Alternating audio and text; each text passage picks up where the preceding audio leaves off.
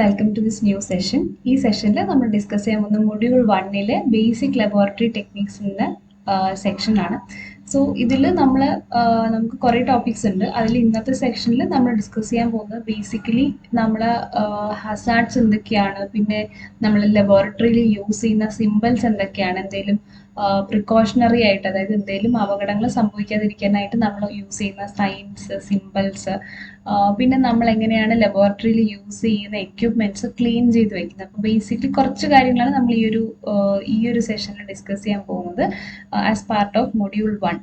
അപ്പോൾ നമുക്ക് without any delay നമുക്ക് ടോപ്പിക്കിലേക്ക് കടക്കാം. സോ ഫസ്റ്റ് നമ്മൾ ലബോറട്ടറിയിൽ നമുക്കറിയാം കെമിക്കൽസിനാണല്ലോ നമ്മൾ ഹാൻഡിൽ ചെയ്യുന്നത്. അപ്പോൾ അതിനെപ്പറ്റി ഒരു നോളജ് നമുക്ക് ഉണ്ടാകണം. സോ ഇവിടെ ഇപ്പോൾ പറയുന്നത് ജസ്റ്റ് ഒരു ഇൻട്രൊഡക്ഷൻ ആണ് ഇവിടെ പറയുന്നത്. നമ്മൾ ലബോറട്ടറിയിൽ സേഫ്റ്റി എന്നൊരിത് പറയുമ്പോഴത്തേക്കും നമ്മൾ എപ്പോഴും ഓർക്കേണ്ടത് ആ സേഫ്റ്റി എന്ന് പറയുന്നത് ആ ലാബിൽ അവർ നമ്മൾ പല എക്സ്പെരിമെന്റും കെമിക്കൽസ് ഹാൻഡിൽ ചെയ്തുള്ള കുറേ കാര്യങ്ങളായിരിക്കും നമ്മൾ ലാബിൽ ചെയ്യുന്നത്. അപ്പോൾ അവിടെ ആ വർക്കിംഗ് പ്രാക്ടീസസ് നല്ല രീതിയിൽ നടത്തണം. അതാണ് നമ്മുടെ ഫോക്കസ്. അതിലൂടെയാണ് നമ്മളെപ്പോഴും ലാബിൽ സേഫ്റ്റി എന്ന് പറയുന്ന ഒരു കൺസെപ്റ്റ് നമ്മൾ ഇൻട്രൊഡ്യൂസ് ചെയ്യുന്നത്. ആൾക്കാർ കെമിക്കൽസ് ഹാൻഡിൽ ചെയ്യുമ്പോൾ അവർക്ക് അപകടങ്ങളൊന്നും സംഭവിക്കാതിരിക്കാൻ മെയിനായിട്ട് നമ്മൾ നോക്കുന്നത് വർക്കിംഗ് പ്രാക്ടീസ് ബെറ്റർ ആക്കുന്നതിലാണ്. ആ വർക്കിംഗ് പ്രാക്ടീസ് സേഫായിട്ട് എഫിഷ്യൻ്റ് ആയിട്ട് നടത്തി കഴിഞ്ഞാൽ നമുക്ക് എന്ത് ചെയ്യാം, ലബോറട്ടറിയിൽ സേഫ്റ്റി മെയിൻറ്റെയിൻ ചെയ്യാൻ പറ്റും. ആൻഡ് അങ്ങനെ നമ്മൾ നല്ല വർക്കിംഗ് പ്രാക്ടീസസ് ചെയ്യുകയാണെങ്കിൽ നമുക്ക് അവിടെയുള്ള ആൾക്കാരെ, അല്ലെങ്കിൽ ആ ഒരു ലബോറട്ടറിയിലെ എൻട്രി ഉള്ള ആൾക്കാർക്ക് അപകടങ്ങൾ സംഭവിക്കാതെ, അവർക്ക് എന്തെങ്കിലും ഇൽനെസ്സോ അല്ലെങ്കിൽ എന്തെങ്കിലും ഇഞ്ചുറിയോ വരാതെ നമുക്ക് പ്രിവെന്റ് ചെയ്യാനായിട്ട് പറ്റും.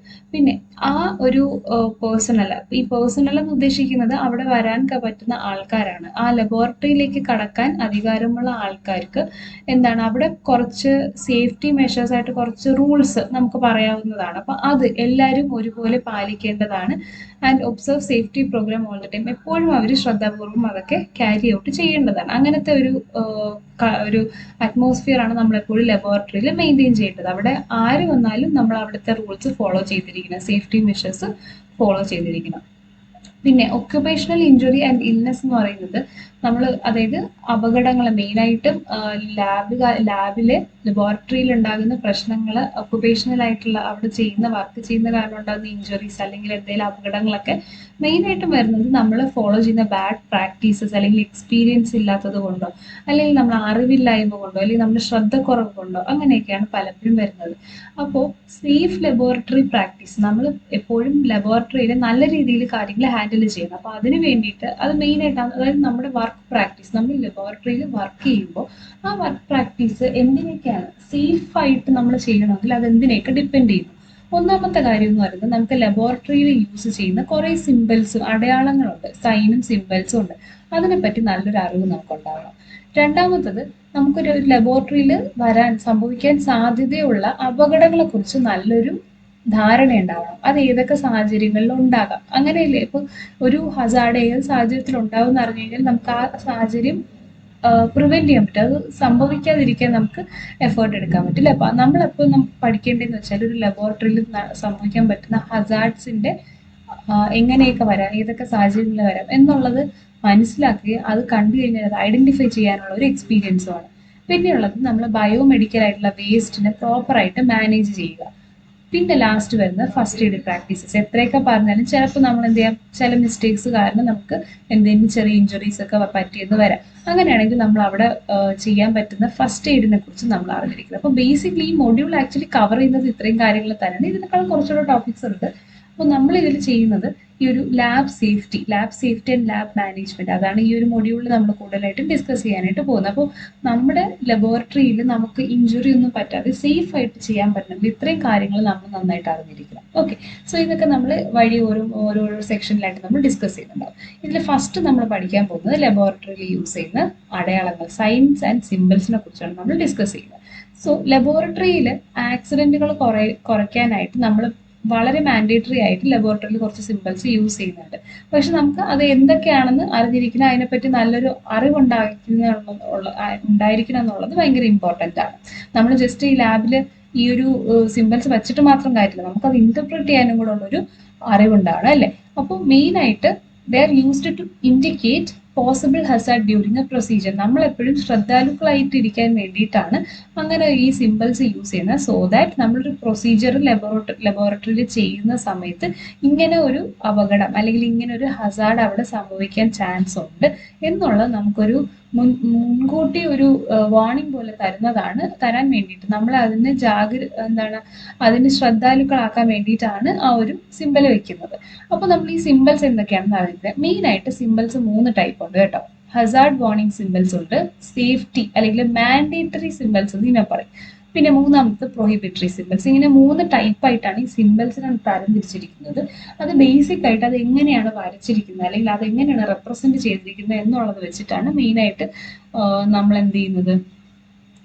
അങ്ങനെ മെയിൻലി അത് ഒരു വരച്ചിരിക്കുന്ന രീതിയല്ല, ലൈക്ക് ഓരോന്നിനും ഓരോ പേർപ്പസ് ഉണ്ട്. നമ്മൾ ഇപ്പൊ പല ഹസാർഡ് എന്ന് പറയുന്നത് പല റേഞ്ചിൽ പല വെറൈറ്റിയിലാണ് ഇങ്ങനെ വരുന്നത്. പല ഡിഫറെന്റ് ടൈപ്സ് ഓഫ് ഹസാർഡുകളുണ്ട്. അപ്പോൾ ഇപ്പം ഹസാർഡ് വാർണിംഗ് എന്ന് കേൾക്കുമ്പോൾ തന്നെ ജസ്റ്റ് ഒരു വാർണിംഗ് കൊടുക്കുക, അവിടെ ഒരു മുൻകൂട്ടി ഒരു മുന്നറിയിപ്പ് പോലെ കൊടുക്കുന്നത്. സേഫ്റ്റി എന്ന് പറയുമ്പോൾ കുറച്ചുകൂടി വേറൊരു കാറ്റഗറി. പ്രൊഹിബിറ്ററി എന്ന് പറയുമ്പോൾ ചെയ്യാൻ പാടില്ലാത്തത്. അങ്ങനെ പല കാറ്റഗറിയിലാണ്. ആൻഡ് ഇത് തിരിച്ചറിയാൻ വേണ്ടിയിട്ട് എളുപ്പത്തിനാണ് നമ്മൾ റെപ്രസെന്റ് ചെയ്യുന്ന ഒരു രീതി, അത് വരയ്ക്കുന്ന രീതി, അല്ലെങ്കിൽ ഏത് നിറമാണ് യൂസ് ചെയ്യുന്നത് അല്ലെങ്കിൽ ഏത് ഷേപ്പാണ് യൂസ് ചെയ്യുന്നത് എന്നൊക്കെ ഉള്ളതും കൂടി വെച്ചിട്ട് നമ്മൾ ഡിസ്റ്റിങ്വിഷ് ചെയ്തിട്ടുണ്ട്. അപ്പൊ മെയിൻ ആയിട്ട് ലബോറട്ടറിയിൽ യൂസ് ചെയ്യുന്ന സിമ്പിൾസ് 3 ടൈപ്പാണ്. ഹസാർഡ് വാർണിംഗ് സിമ്പിൾസ് ഉണ്ട്, സേഫ്റ്റി അല്ലെങ്കിൽ മാൻഡേറ്ററി സിമ്പിൾസ് ഉണ്ട്, പ്രൊഹിബിറ്ററി സിമ്പിൾസ് ഉണ്ട്. അതിൽ ഫസ്റ്റ് വൺ എന്ന് പറഞ്ഞാൽ ഹസാർഡ് വാർണിംഗ് സിമ്പിൾസ് ആണ്. അപ്പൊ ഹസാർഡ് വാർണിംഗ് എന്ന് പറയുമ്പോൾ എപ്പോഴും ഓർക്കുക, അതിന്റെ ബാക്ക്ഗ്രൗണ്ട് യെല്ലോ അല്ലെങ്കിൽ ഒരു ഓറഞ്ച് നിറമായിരിക്കും. എന്നിട്ട് അതിൽ നമ്മൾ ഒരു പടം കൊടുത്തിരിക്കും, ഒരു ഇമേജ് കാണാം. ആ ഇമേജ് എന്ന് പറയുന്നത് ബ്ലാക്ക് കളർ ആയിരിക്കും. അപ്പൊ ബാക്ക്ഗ്രൗണ്ട് യെല്ലോ അല്ലെങ്കിൽ ഓറഞ്ച്, ഇമേജ് ബ്ലാക്ക് കളറിലേക്ക്. ഇപ്പൊ ഈ കാണിച്ചിട്ടുള്ള ഈ താഴെ കൊടുത്തിട്ടുള്ള ചിത്രങ്ങളിൽ ഇത്രയും എന്താണ് ഹസാർഡ് വാർണിംഗ് സിമ്പിൾസ് ആണ്. ഓക്കെ, ഹസാർഡ് വാർണിംഗ് സിമ്പിൾസ് ആണ്. അപ്പൊ ഇവിടെ കാണുമ്പോൾ നിങ്ങൾക്കറിയാം, ഇതിലിപ്പോ ഫസ്റ്റ് ഒരു എക്സാമ്പിൾ തന്നെ ഇപ്പൊ ഫയറിൻ്റെതാണ് കാണിച്ചത്. അപ്പൊ ഫയറിന്റെ ഈ ചിത്രം കണ്ടു കഴിഞ്ഞാൽ നമ്മൾ മനസ്സിലാക്കേണ്ടത് അവിടെ ഫ്ലെയിമബിൾ ആയിട്ടുള്ള എന്തൊക്കെയോ ഐറ്റംസ് ഉണ്ടെന്നുള്ളതാണ്. അപ്പൊ ഫ്ലെയിമബിൾ ആണ് അവിടെ ഇരിക്കുന്ന ഐറ്റംസ് എന്നുള്ളത് ഇൻഡിക്കേറ്റ് ചെയ്യാനാണ് ഈ ഒരു വാർണിംഗ് തന്നിരിക്കുന്നത്. അടുത്തത് ഒരു ക്രോസ് തന്നിരിക്കുന്നത്, അത് ഹാംഫുൾ ആയിട്ടുള്ള, അതായത് നമുക്ക് ഹാനിയായിട്ടുള്ള എന്തോ ഒരു സബ്സ്റ്റൻസ് ആണ് അവിടെ ഇരിക്കുന്നത് എന്നുള്ളതിന്റെ കാണിക്കാനാണ് ക്രോസ് കൊടുത്തിട്ടുള്ളത്. പിന്നെ ഈ ഒരു ഇമേജ് കൊടുത്തിട്ടുള്ളത് കൊറോസീവ് ആയിട്ടുള്ള ആ ഒരു, അതായത് നമ്മുടെ ശരീരത്തിലേക്ക് വീണ് കഴിഞ്ഞാൽ അത് നമ്മുടെ കൊറോഡായി പോകും, അതിന് കേട് വന്നങ്ങ് പോവും. അത് അങ്ങനത്തെ ഒരു സബ്സ്റ്റൻസ് ഒക്കെ ഉള്ളതാണ് കൊറോഷൻ വരിക എന്ന് പറയും. അപ്പൊ കൊറോസീവ് ആയിട്ടുള്ള സാധനങ്ങൾ ഉണ്ടെങ്കിൽ ഇങ്ങനത്തെ ഒരു സിമ്പിൾ ആയിരിക്കും. അങ്ങനെ ഇവിടെ പല സിമ്പിൾസ് കാണിച്ചിട്ടുണ്ട്. ഇത്രയും സിമ്പിൾസ് മാത്രമല്ല, നമുക്ക് ഇതിൽ കൂടുതൽ ഒത്തിരി സിമ്പിൾസ് ഉണ്ട്. അപ്പോൾ ഇങ്ങനെ യെല്ലോ അല്ലെങ്കിൽ ഓറഞ്ച് ബാക്ക്ഗ്രൗണ്ടിൽ ഒരു ബ്ലാക്ക് കളർ ഇമേജ് വെച്ചിട്ട് നമ്മൾ ഇൻഡിക്കേറ്റ് ചെയ്യുന്നതായിരിക്കും എപ്പോഴും ഹസാർഡ് വാർണിംഗ് സിമ്പിൾസ് എന്ന് പറയുന്നത്. സേഫ്റ്റി സിമ്പിൾസ് എന്ന് പറയുമ്പോഴത്തേക്കും നമ്മൾ റൗണ്ട് ആയിരിക്കും, പിക്ചറും ഹസാർഡിലെ പോലെ ബ്ലാക്ക് ആയിരിക്കില്ല, വൈറ്റ് ആയിട്ടുള്ള ഇമേജസ് ആയിരിക്കും, ബാക്ക്ഗ്രൗണ്ട് ബ്ലൂ നിറമായിരിക്കും. ഇപ്പൊ ഇവിടെ ഈ കണ്ടിട്ടുണ്ടോ, ഇത് രണ്ട് ബ്ലൂ ബാക്ക്ഗ്രൗണ്ട് ആണ്, റൗണ്ട് ഷേപ്പ് ആണ്, ഇമേജ് വന്നിട്ട് വൈറ്റ് കളറിലും ആയിരിക്കും. ഓക്കെ, ഇപ്പൊ ഇവിടെ ഗ്ലൗസ് ധരിക്കണമെന്നുള്ളതിന്റെ ഒരു സേഫ്റ്റി സിമ്പിൾ ആണ്. നമ്മുടെ സേഫ്റ്റിക്ക് വേണ്ടി എന്തൊക്കെ ചെയ്യണം, ഇവിടെ ഇപ്പൊ മാസ്ക് ധരിക്കുക. അപ്പൊ അങ്ങനെയൊക്കെയുള്ള സേഫ്റ്റിക്ക് വേണ്ടിയിട്ട് ചെയ്യേണ്ട കാര്യങ്ങളാണ് നമ്മൾ ഇങ്ങനെ ഒരു നീല നിറത്തിലുള്ള ഈ വട്ടത്തിനകത്ത് വൈറ്റ് ഇമേജസ് വെച്ചിട്ട് സേഫ്റ്റിയുടെ ഇത് കാണിക്കുന്ന സിമ്പിൾസ് വരയ്ക്കുന്നത്. ഇനി ലാസ്റ്റ് ഒരെണ്ണമാണ് പ്രൊഹിബിറ്ററി സിമ്പിൾസ്. ഇത് നമ്മൾ പല സ്ഥലങ്ങളിൽ ആക്ച്വലി ലബോറട്ടറികളും പുറത്തൊക്കെ ഈ നോ സ്മോക്കിങ്ങിന്റെ ഒക്കെ നമ്മൾ പലയിടത്തും കണ്ടിട്ടുണ്ടാവും അല്ലെ. എങ്ങനെയാണ്, റൗണ്ട് ആയിരിക്കും ഇതിന്റെ ഷേപ്പ്, ഇമേജിന്റെ കളർ ബ്ലാക്ക് ആയിരിക്കും, പിന്നെ എന്ത് ചെയ്തിട്ടുണ്ടാവും, ഒരു റെഡ് ഡയഗണൽ ലൈൻ വരച്ചിട്ട് അത് പ്രൊഹിബിറ്റഡ് ആണ്, അത് അവിടെ ചെയ്യാൻ പാടില്ല എന്ന് കാണിക്കാൻ വേണ്ടിയിട്ട് അതിന്റെ മേലേക്ക് ഒരു വെട്ട് വരുന്ന രീതിക്ക് ഒരു റെഡ് കളർ വരയും വരച്ചിട്ടുണ്ടാവും. സോ അങ്ങനെയാണ് പ്രൊഹിബിറ്ററി സിമ്പിൾസിനെ കാണിക്കുന്നത്. ഇപ്പൊ ഇവിടെ do not drink and eat, നമ്മൾ തിയേറ്ററിലൊക്കെ പോകുമ്പോൾ കാണാൻ പറ്റും അല്ലേ. ഇത് നോ സ്മോക്കിംഗ്, പബ്ലിക് ഏരിയസിലൊക്കെ പലപ്പോഴും കാണാൻ പറ്റുന്നതാണ്. അപ്പൊ ഇങ്ങനെയാണ് നമ്മൾ ലബോറട്ടറിയിലും എന്ത് ചെയ്യുന്നത്, സിമ്പിൾസിനെ തരംതിരിച്ചിട്ടുള്ളത്. ഓക്കെ, ഇനി നമ്മൾ നോക്കാൻ പോകുന്നത് handling and storage of chemicals in laboratory. ലബോറട്ടറിയിൽ കെമിക്കൽസിനെ നമ്മൾ എങ്ങനെ ഹാൻഡിൽ ചെയ്യണം, അതിനെങ്ങനെ സ്റ്റോർ ചെയ്യണം എന്നുള്ളത്. കാരണം നമുക്കറിയാം കെമിക്കൽസ് ആണ് മെയിനായിട്ട് ലബോറട്ടറിയിൽ നമ്മൾ മെയിൻ പ്രോഡക്ട്സ് അല്ലെ നമ്മളവിടെ യൂസ് ചെയ്യുന്നത് ഫുള്ള് കെമിക്കൽസ് ആണ്. അപ്പോൾ അതിൽ ഫസ്റ്റ് നമ്മൾ അറിയേണ്ടത് അത് ഏതൊക്കെ ടൈപ്പാണ്, അതിന്റെ പ്രോപ്പർട്ടീസ് എന്തൊക്കെയാണ്. അപ്പോൾ മെയിനായിട്ട് നമ്മൾ ഇവിടെ പറയുന്നത് ടൈപ്സ് ഓഫ് കെമിക്കൽസ്. കെമിക്കൽസ് എത്ര ടൈപ്പ് ഉണ്ട് അതിന്റെ കുറച്ച് എക്സാമ്പിൾസ് ഇവിടെ പറഞ്ഞിട്ടുണ്ട്, അത് ആദ്യം നമുക്ക് നോക്കാം.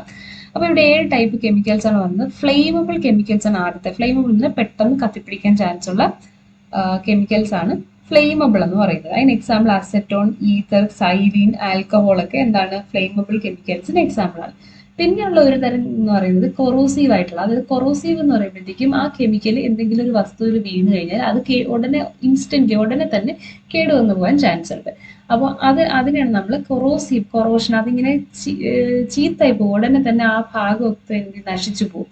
അതിന് എക്സാമ്പിൾസ് ആണ് കോൺസെൻട്രേറ്റഡ് ആയിട്ടുള്ള ആസിഡുകൾ, ആൽക്കലീസ്, ഫീനോള് എക്സെട്ര. ഇനി ഓക്സിഡൈസിങ് ആയിട്ട് കെമിക്കൽസ് ഉണ്ട്. അതിന് എക്സാമ്പിൾ ആണ് potassium dichromate, chromic acid, chlorite. പിന്നെ എക്സ്പ്ലോസീവ്, പെട്ടെന്ന് പൊട്ടിത്തെറിക്കാൻ ചാൻസ് ഉള്ള കെമിക്കൽസ്, പിക്രിക് ആസിഡ് പോലത്തതൊക്കെ എക്സ്പ്ലോസീവ് കെമിക്കൽസ് ആണ്. പിന്നെയുള്ളത് radio active chemicals. Radio active chemicals എന്ന് പറയുമ്പോഴത്തേക്കും റേഡിയേഷൻ പുറപ്പെടുവിക്കുന്ന ടൈപ്പ് ഓഫ് കെമിക്കൽസ് ആണ്. അതിന് എക്സാമ്പിൾ അയഡിൻ 125, 131, പിന്നെ H3, ഇങ്ങനെ എക്സാമ്പിൾസ് ഉണ്ട്. പിന്നെ ക്യാൻസർ ഉണ്ടാക്കാൻ ചാൻസ് ഉള്ള കുറച്ച് കെമിക്കൽസ് ആണ് കാർസിനോജനിക് കെമിക്കൽസ് എന്ന് പറഞ്ഞാൽ. അതിന് എക്സാമ്പിൾ ബെൻസിഡിൻ, ഓട്ടോളിഡിൻ, സെലിനൈറ്റ് എക്സെട്ര. ഒന്നെന്ന് ഓർത്തോ ആണ് കേട്ടോ. ടോക്സിക് കെമിക്കൽസിന് എക്സാമ്പിൾ എന്ന് വെച്ചാൽ ഇത് പോയിട്ടും നമുക്ക് ഹാർംഫുൾ ആയിട്ടുള്ള കെമിക്കൽസ് നമുക്ക് ചിലപ്പോൾ ശ്വസിച്ചാലോ അല്ലെങ്കിൽ അറിയാതെ കൺസ്യൂം ചെയ്താലോ ടോക്സിക് ആയിട്ടുള്ളത്, പോയിസണസ് ആയിട്ടുള്ളത്, പൊട്ടാസ്യം സയനൈഡ് ഒക്കെ എന്താണ് അതിൽ വരുന്ന ഒരു ടൈപ്പാണ്. അപ്പൊ ഇങ്ങനെ പല ടൈപ്പ് കെമിക്കൽസ് ആണ് നമ്മൾ എന്ത് ചെയ്യുന്നത്, ലബോറട്ടറിയിൽ യൂസ് ചെയ്യുന്നത് അല്ലെ. അപ്പോൾ ഇതിനെയൊക്കെ നമ്മൾ പ്രോപ്പറായിട്ട് ഹാൻഡിൽ ചെയ്തില്ലെങ്കിൽ നമുക്ക് നമ്മുടെ ലൈഫിന് തന്നെ ചിലപ്പോൾ എന്ത് ചെയ്യും, ഹാനിയായിട്ട് വന്നു വരും. സോ ഇതിനെ പ്രോപ്പറായിട്ട് സ്റ്റോർ ചെയ്യണം അല്ലേ. അപ്പോൾ ഇതെങ്ങനെ സ്റ്റോർ ചെയ്യുന്നുള്ളത് നമുക്കിപ്പോൾ നോക്കാം. അതിന് കുറച്ച് പോയിന്റ്സ് ആയിട്ട് ഇവർ പറഞ്ഞിട്ടുണ്ട്. ഫസ്റ്റ് നമ്മൾ ചെയ്യേണ്ടത് എല്ലാ കെമിക്കൽസിനെയും കറക്റ്റ് സിമ്പിൾസ് വെച്ചിട്ട് ലേബൽ ചെയ്ത് വെക്കണം. പിന്നെ അത് എങ്ങനെയാണ് യൂസ് ചെയ്യുന്നതെന്നുള്ള ഇൻസ്ട്രക്ഷൻസും അതിൻ്റെ കൂടെ കൊടുത്തിരിക്കണം. പിന്നെ എല്ലാ കെമിക്കൽസിൻ്റെയും സ്ട്രെങ്ത് എത്രയാണ്, കാരണം അതിൻ്റെ അതായത് കോൺസെൻട്രേറ്റഡ് ആണോ എന്നൊക്കെ നമുക്കൊരു ധാരണ കിട്ടാൻ വേണ്ടിയിട്ടാണ് അതിൻ്റെ സ്ട്രെങ്ത്. പിന്നെ അതിൻ്റെ കൂടെ എക്സ്പയറി ഡേറ്റും വയ്ക്കേണ്ടത് മാൻഡേറ്ററി ആണ്. പിന്നെയുള്ളത് ഫ്ലെയിമബിൾ, പെട്ടെന്ന് കത്തിപ്പിടിക്കുന്ന കെമിക്കൽസ് ഉണ്ടെങ്കിൽ അതിനെ ഫയർ പ്രൂഫ് ആയിട്ടുള്ള മെറ്റൽ കണ്ടെയ്നറുകൾക്കകത്ത് വെച്ചിട്ട് ഗ്രൗണ്ട് ലെവലിൽ, അതായത് പൊക്കമുള്ള സ്ഥലത്തിൽ താഴ്ന്ന ഏറ്റവും ഗ്രൗണ്ട് ലെവലിലായിട്ട് വെച്ചേക്കുക. അതും അങ്ങനെ ഈ നനവൊന്നും തട്ടാത്ത രീതിയിൽ കൂൾ ആൻഡ് ഡ്രൈ ആയിട്ടുള്ള സ്ഥലത്ത് വെച്ചിരിക്കണം. ഒരു കാരണവശാലും ഫ്ലെയിമിന്റെ അടുത്ത്, ഫയറിന്റെ അടുത്ത് പോകാൻ പാടില്ല. പിന്നെ ഉള്ളത് കൊറോസീവ് ആയിട്ടുള്ള നമ്മുടെ കെമിക്കൽസ്, അതായത് ആസിഡുകൾ, ആൽക്കലി, ഹൈ കോൺസെൻട്രേഷൻ ഉള്ള ആൽക്കലി, ഫീനോളൊക്കെ എന്ത് ചെയ്യുക, എപ്പോഴും നമ്മൾ ഏംബർ കളർ ബോട്ടിലുകളിൽ, അതായത് ഒരു ഒരു കട്ടി ഒരു ഏംബർ എന്ന് പറയുമ്പോഴത്തേക്കും ഒരു ഏത് നിറമായിട്ട് പറയാൻ പറ്റും നമുക്ക്, ഒരു മഞ്ഞളിച്ച പോലത്തെ ഒരു ബ്രൗണിഷ് ഓറഞ്ചിഷ് പോലത്തെ ഒരു നിറമാണ് ഈ ഏംബർ എന്ന് പറഞ്ഞാൽ. അത് നിങ്ങൾ ആക്ച്വലി ആ ഒരു ഇത് കണ്ടിട്ടുണ്ടാവും, ലബോറട്ടറിയിൽ കയറിയിട്ടുണ്ടെങ്കിൽ ആ ഒരു സാധാരണ എല്ലാ ബോട്ടിൽസ് ഒരു ട്രാൻസ്പെറന്റ് ഗ്ലാസ് പോലത്തെ ആയിരിക്കും, ചിലത് മാത്രം എന്ത് ചെയ്യും ഒരു വേറൊരു കളർ ബോട്ടിൽസിലായിരിക്കും വെച്ചിരിക്കുന്നത്. അതിന് നമ്മൾ ആ പൊക്കത്തിൽ വെക്കാറില്ല, ഗ്രൗണ്ട് ലെവലിലാണ് സാധാരണ വെക്കാറുള്ളത്. പിന്നെ അടുത്ത് എക്സ്പ്ലോസീവ് ആയിട്ട് പൊട്ടിത്തെറിക്കാൻ ചാൻസ് ഉള്ളതൊക്കെ നമ്മൾ ഒരിക്കലും എന്ത് ചെയ്യില്ല, ഡ്രൈ സ്റ്റേറ്റിൽ ഒരിക്കലും അതിനെ ലീവ് ചെയ്യാറില്ല. പിന്നെ റേഡിയോ ആക്റ്റീവ് ആയിട്ടുള്ള കെമിക്കൽസിനെ അതുപോലെ നമ്മൾ ട്രെയിൻ ആയിട്ടുള്ള, അത് ഹാൻഡിൽ ചെയ്യാൻ നല്ല എക്സ്പീരിയൻസ് ഉള്ള ആൾക്കാരെ മാത്രം കൊണ്ട് നമ്മളത് യൂസ് ചെയ്യിക്കാറുള്ളൂ. പിന്നെ അതുപോലെ തന്നെ കാർസിനോജനിക്, നമ്മൾ ക്യാൻസർ ഉണ്ടാക്കുന്ന കെമിക്കൽസ്, അതിനെ നമ്മൾ ക്ലോസ്ഡ് ആയിട്ടുള്ള കണ്ടെയ്നേഴ്സിലായിരിക്കും എപ്പോഴും വെച്ചിരിക്കുന്നത്. ആൻഡ് ഓൾസോ നമ്മൾ അവിടെ ലബോറട്ടറിയിൽ വർക്ക് ചെയ്യുന്ന ആൾക്കാർ ഇതിനൊക്കെ എക്സ്പോസ്ഡ് ആകുന്നത് തന്നെ വളരെ കുറവാണെന്ന് നമ്മളെപ്പോഴും ശ്രദ്ധിക്കേണ്ട ഒരു കാര്യമാണ്. പിന്നെ നമ്മൾ പൊട്ടാസ്യം സയനൈഡ് പോലുള്ള ടോക്സിക് കെമിക്കൽസ് ഉണ്ട് അല്ലെ, പോയിസണസ് ആയിട്ടുള്ളത്, അതിനൊക്കെ എപ്പോഴും നമ്മൾ കബോർഡിൽ വെച്ച് അടച്ച് പൂട്ടിയായിരിക്കും വെച്ചിരിക്കുന്നത്. അതിൻ്റെ അത് എവിടെയൊക്കെ ഉണ്ട്, എന്തൊക്കെയാണ്, എത്ര കളറുകളിലുണ്ട് എന്നുള്ള എല്ലാത്തിൻ്റെയും ഡോക്യുമെന്റേഷൻ. അതിപ്പോൾ ടോക്സിക് കെമിക്കൽസ് എന്നല്ല, എല്ലാത്തിൻ്റെയും ഒരു കണക്ക് നമ്മളിൽ ഉണ്ടണം, എസ്പെഷ്യലി ഇതുപോലത്തെ ഹാർംഫുൾ ആയിട്ടുള്ള കെമിക്കൽസ്. പിന്നെ ഫ്ലെയിമബിൾ ആയിട്ടുള്ള കെമിക്കൽസ് ഒരിക്കലും നമ്മൾ ഫ്ലെയിമിന്റെ അടുത്ത് കൊണ്ടുവരുന്നുണ്ട്, അതിന്റെ ഓപ്പൺ ചെയ്യുന്നത് ഫ്ലെയിമിന്റെ അടുത്ത് കൊണ്ടുപോയി ചെയ്യരുത്. പിന്നെ ആസിഡിലേക്ക് വെള്ളം ഒരിക്കലും ഒഴിക്കരുത്, കാരണം അത് ഭയങ്കരമായിട്ടുള്ള ഒരു റിയാക്ഷൻ ആയിട്ട്, എക്സോതെർമിക് ഭയങ്കര ഹീറ്റ് റിലീസ് ചെയ്യുന്ന ഒരു റിയാക്ഷൻ ആയിട്ട് വന്നിട്ട് അവിടെ ഭയങ്കര ഒരു വലിയ വയലന്റ് റിയാക്ഷൻ ഒക്കെ ആവാൻ ചാൻസ് ഉണ്ട്. ഒരിക്കലും നമ്മൾ ആസിഡിലേക്ക് വെള്ളം ഒഴിക്കരുത്. പിന്നെ മൗത്ത് പിപ്പറ്റിങ്ങും പരമാവധി നമ്മൾ ഒഴിവാക്കാനായിട്ട് ശ്രമിക്കുക, കാരണം പിപ്പറ്റിങ് യൂസ് ചെയ്തിട്ടായിരിക്കും പലപ്പോഴും നമ്മൾ കെമിക്കൽസ് റിയാക്ഷൻസ് ചെയ്യാൻ വേണ്ടിയിട്ട് ട്രാൻസ്ഫർ ചെയ്യുന്നത് അല്ലെ, പിപ്പറ്റ് യൂസ് ചെയ്തിട്ട്. അപ്പൊ നമ്മൾ അത് പരമാവധി ഒഴിവാക്കണം എന്നാണ് പറയുന്നത്. ഇനി നമ്മൾക്ക് മെയിൻ ആയിട്ട് ഡിസ്കസ് ചെയ്യാനുള്ളത് ലബോറട്ടറിയിൽ സംഭവിക്കാൻ സാധ്യതയുള്ള ഹസാർഡുകൾ എന്തൊക്കെയാണ്, അപകടങ്ങൾ ഏതൊക്കെയാണ്. അപ്പൊ ഇവിടെ പല ടൈപ്സ് ഉണ്ട് കേട്ടോ, ഈ ഹസാർഡ്സ് പല ടൈപ്പ് ഉണ്ട്. ഫിസിക്കൽ ഉണ്ട്, കെമിക്കൽ ഉണ്ട്, ബയോളജിക്കൽ ഉണ്ട്, ഇലക്ട്രിക്കൽ ഉണ്ട്, ഫയർ ഉണ്ട്, പിന്നെ റേഡിയേഷൻ ഹസാർഡ്സ് ഉണ്ട്. അങ്ങനെ ഇവിടെ ഏകദേശം 1, 2, 3, 4, 5, 6 ടൈപ്പ് ഹസാർഡ്സ് ആണ് നമുക്കിവിടെ ഉള്ളത്. സോ നമ്മളിപ്പോൾ പറയാൻ വന്ന ഈ ഓരോ ടൈപ്പ് ഹസാർഡും എന്താണ്, എക്സാമ്പിൾസ് വെച്ചിട്ട് നമ്മൾ പറയും. പിന്നെ അതിനെ നമ്മളെങ്ങനെ പ്രിവെന്റ് ചെയ്യാൻ വേണ്ടിയിട്ട് നമുക്ക് പ്രിക്കോഷണറി സ്റ്റെപ്സ് എങ്ങനെ എടുക്കാം എന്നുള്ളതും ഡിസ്കസ് ചെയ്യുന്നുണ്ട്. സോ അതാണ് നമുക്ക് ഹസാർഡിൽ പറയാനുള്ളത്. സോ ഫസ്റ്റ് ഫിസിക്കൽ ഹസാർഡ് പറയുമ്പോഴത്തേക്കും എക്സാമ്പിൾസ് പറഞ്ഞിട്ടുണ്ട്. കട്ടിങ് വിത്ത് ബ്രോക്കൺ ഗ്ലാസ് വെയർ, ഈ പൊട്ടിയ ഗ്ലാസ് പീസുകൾ കൊണ്ട് നമ്മുടെ ശരീരത്തിൽ എവിടെയെങ്കിലും മുറിവുകൾ സംഭവിക്കും, അല്ലെ പൊട്ടിക്കിടക്കുന്ന ചില്ലുകൾ കൊണ്ടിട്ട് മുറിവ് വരാൻ ചാൻസ് ഉണ്ട്. പിന്നെ ഉള്ളത് ഷോക്ക്, ഇലക്ട്രിക് ഷോക്കുകൾ ചിലപ്പോൾ സംഭവിക്കാൻ ചാൻസ് ഉണ്ട്. ചിലപ്പോൾ നനഞ്ഞ ഫ്ലോറിൽ നമ്മൾ വീഴാൻ ചാൻസ് ഉണ്ട്. ചുരുക്കം പറഞ്ഞു കഴിഞ്ഞാൽ നമ്മളെ ബോഡിക്ക് ഫിസിക്കലായിട്ടുള്ളൊരു ഹാം വരുന്നത്, അതിപ്പം മുറിയാം, ചിലപ്പോൾ നമുക്ക് എന്തെങ്കിലും ഇടിക്കുന്നതോ അല്ലെങ്കിൽ ചതവ് വരുന്നതോ അല്ലെങ്കിൽ എവിടെയെങ്കിലും ബേൺ സംഭവിക്കുന്നതോ അങ്ങനെയൊക്കെ ആകാം. ചിലപ്പോൾ ഷോക്ക് അടിക്കുന്നതോ നമ്മുടെ ഫിസിക്കൽ ബോഡിക്ക് എന്തെങ്കിലും പ്രശ്നം ഉണ്ടാക്കുന്നതാണെങ്കിൽ അതെല്ലാം ഫിസിക്കൽ ഹസാർഡിൽ വരും. ഇങ്ങനെ പല എക്സാമ്പിൾസ് ഇവിടെ കൊടുത്തിട്ടുണ്ട്. ആൻഡ് അതിപ്പോൾ ഏത് കെമിക്കലെന്ന് പറയാൻ പറ്റും, നമ്മൾ ഹാൻഡിൽ ചെയ്യുന്ന പോലെ ഇരിക്കും. അപ്പോൾ ഇതിനെ പ്രിവെന്റ് ചെയ്യാനായിട്ട് നമ്മൾ മെയിനായിട്ട് ചെയ്യുന്നത് ഈ കെമിക്കൽസിനെ പ്രോപ്പറായിട്ട് ഗ്ലാസ് വെയറിൽ സ്റ്റോർ ചെയ്യുന്നത്, ഹാൻഡിൽ ചെയ്യുന്നത് ഗ്ലാസ് വെയറിൽ പ്രോപ്പറായിട്ടായിരിക്കണം ചെയ്യുന്നത്. പിന്നെ ഇലക്ട്രിഫിക്കേഷൻ, ഇപ്പം നമ്മൾ ഇലക്ട്രിക് ഷോക്ക് ഒക്കെ അടിക്കാൻ ചാൻസ് ഉണ്ടല്ലേ, അപ്പം അതൊരു ഫിസിക്കൽ ഹസാർഡാണ്. അപ്പം അതിന് വേണ്ടിയിട്ട് നമ്മൾ പ്രോപ്പറായിട്ടുള്ള ഇലക്ട്രിഫിക്കേഷൻ മെത്തേഡ്സ് അഡോപ്റ്റ് ചെയ്തിട്ടുണ്ടാവും. പിന്നെയുള്ളത് നമ്മൾ കെമിക്കൽസ് ഹാൻഡിൽ ചെയ്യുമ്പോൾ ചിലപ്പോൾ ഇവിടെ പറഞ്ഞിട്ടുണ്ട്, നമ്മളിപ്പോൾ ബേൺസ്, ഇപ്പോൾ ചിലപ്പോൾ ആസിഡ് ഒക്കെ കയ്യിൽ വീണ് കഴിഞ്ഞാൽ എന്താ കൊറോഡ് ചെയ്ത് നമ്മുടെ മസിലും സ്കിന്നും ഒക്കെ ചിലപ്പോൾ കേടാവാൻ ചാൻസ് ഉണ്ടല്ലേ. അപ്പോൾ അങ്ങനത്തെ കേസസിൽ നമ്മൾ എപ്പോഴും എന്ത് ചെയ്യണം, അതങ്ങനെ വീഴാതിരിക്കാൻ നമ്മൾ കെമിക്കൽസിനെ എപ്പോഴും പ്രോപ്പറായിട്ട് സ്റ്റോറും ചെയ്യണം, ഹാൻഡിൽ ചെയ്യണം അല്ലേ. ജസ്റ്റ് ഒരു എക്സാമ്പിൾ പറഞ്ഞു തന്നേ ഉള്ളൂ. പിന്നെ ഉള്ളത് ലാബിലെ എക്യുപ്മെന്റ്സിനെ എല്ലാത്തിനും നമ്മൾ പ്രോപ്പറായിട്ട് ഹാൻഡിൽ ചെയ്യണം. അതിപ്പം കെമിക്കൽസ് ഇരിക്കുന്ന കണ്ടെയ്നേഴ്സ് മാത്രമല്ല, എല്ലാം. പിന്നെ ഉള്ളത് ഹോട്ടായിട്ടിരിക്കുന്ന ഫ്ലൂയിഡ്സ് ഈ കളഞ്ഞു പോവാതെ, സ്പില്ല് ചെയ്യാതെ പ്രിവെന്റ് ചെയ്യണം. പിന്നെ ഉള്ളത് use quartz chips to prevent violent boiling of liquid. സാധാരണ നമ്മൾ ലബോറട്ടറിയിൽ പല റിയാക്ഷൻസും ചെയ്യുമ്പോൾ ബോയിലിംഗ് ചെയ്യേണ്ടി വരും ലിക്വിഡ്സിന്. അപ്പോൾ ചില സമയങ്ങളിൽ അത് വയലന്റ് ആയിട്ട് ഭയങ്കര സൗണ്ട് ഉണ്ടാക്കി ഭയങ്കരമായിട്ട് ബബിൾ ചെയ്ത് ബോയിൽ ചെയ്യാനുള്ള ചാൻസ് ഉണ്ട്. അപ്പോൾ അങ്ങനത്തെ ചില റിയാക്ഷൻസിനെ ജസ്റ്റ് ഒന്ന് അതിൻ്റെ ആ ഒരു ബോയിലിംഗ് ഒന്ന് കുറയ്ക്കാൻ വേണ്ടിയിട്ട് ചിലപ്പോൾ ചെയ്യുന്ന ഒരു ടെക്നിക്കാണ്, അതിലേക്ക് ക്വാർട്സിന്റെ ചിപ്സ് നമ്മൾ ആഡ് ചെയ്ത് കൊടുക്കും. അങ്ങനെ ചെയ്യുമ്പോൾ സംഭവിക്കുന്നത് വെച്ച് കഴിഞ്ഞാൽ ഇത് ഭയങ്കര കൺട്രോൾഡ് ആയിട്ടുള്ള ഒരു ബോയിലിംഗ് ആയിട്ടാണ് നടക്കുന്നത്. മറ്റത് ഭയങ്കര വയലന്റ് ആയിട്ടുള്ള ഒരു ബോയിലിംഗ് പോലെ ആയിപ്പോകും.